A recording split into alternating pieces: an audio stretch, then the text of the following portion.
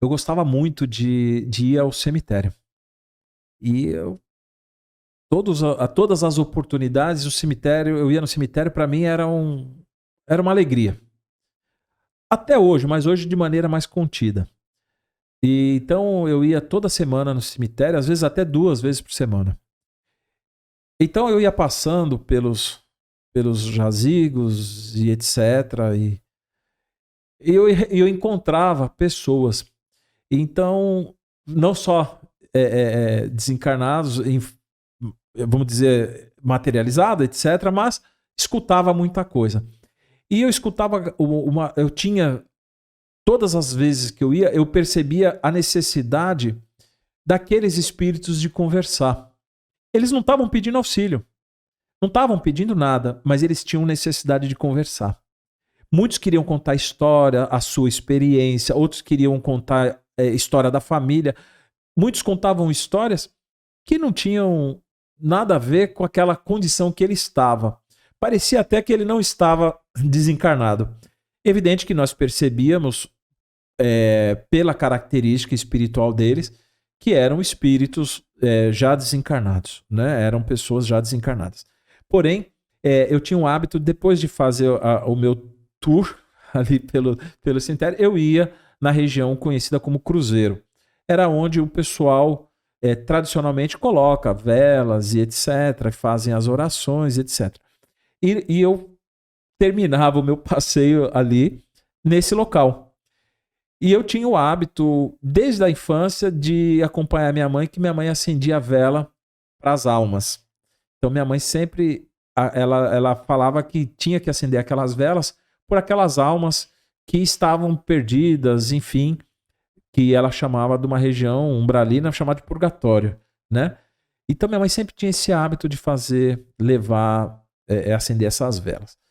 E era um simbolismo, a gente sabe disso, né? Porque ali é um simbolismo, uma vela de cera, etc. Mas existe sim uma atmosfera espiritual naquilo ali, né? Existe uma atmosfera onde muitos espíritos procuram aquele local como referência de preces e orações. E eu ia ali. E eu, um dia conversando com um irmão que estava ali, já desencarnado, e parece estranho, né, tá falando aqui de conversando, mas isso para mim era, e hoje, até era hoje... de forma telepática ou exteriorizando mesmo? Exteriorizando, conversando. E ele se apresentava assim para você igual um encarnado? Na maioria das vezes... Ou você só sentia a presença? Não, na maioria das vezes eu não enxergava os pés. Então ali era onde eu identificava se era encarnado ou desencarnado, que na maioria das vezes o pé não existia. Se existia, eu não enxergava. Uhum. E ali era onde eu percebia que não era encarnado. E também pelas vestes que ele se apresentava. Talvez por ter trazido a imagem de sua desencarne e etc. Aquela imagem deve ter marcado. E é o que ele conseguia moldar. Então eu percebia que pela vestimenta, mas na maioria das vezes eu olhava para o pé. E na maioria das vezes eu não enxergava o pé. Então eu sabia que não era encarnado, né? Então ali naquele momento eu traçava pequenas conversas e muitas vezes eu servia de guia para as pessoas para achar túmulos que as pessoas não sabiam onde estavam. Então eu ia guiando para minha mãe quando precisava, minha irmã quando precisava, eu ia guiando para achar determinados túmulos, etc. Porque aí aquele irmãozinho ia guiando até chegar ao local.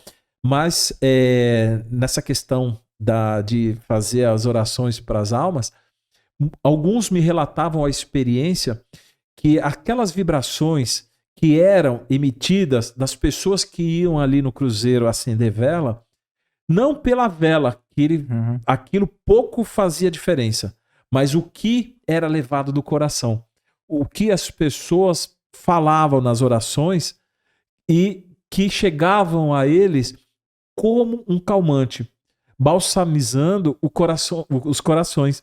Então eles falavam para mim que aquilo ali era como um remédio. Muitos se apegavam ali naquela região porque tinham os seus compromissos e mesmo ali recebendo os benefícios, não conseguiam sair daquele local porque eles estavam ligados ainda ao pensamento ali naquele local.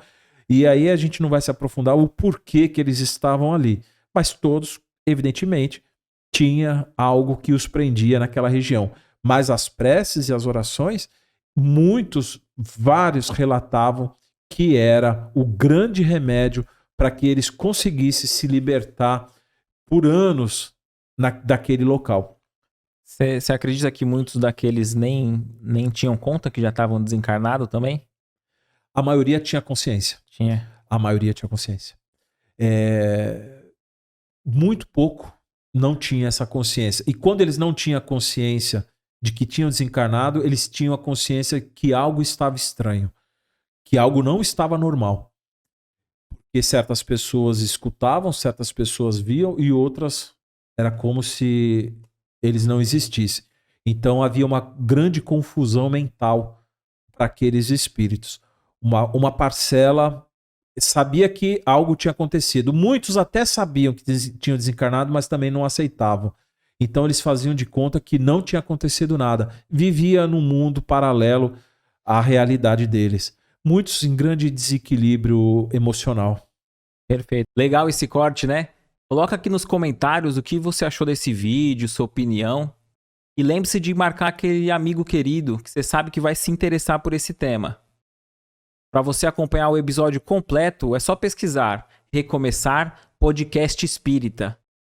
Se ficar alguma dúvida relacionada ao espiritismo, é natural. Procure ler as obras de Allan Kardec.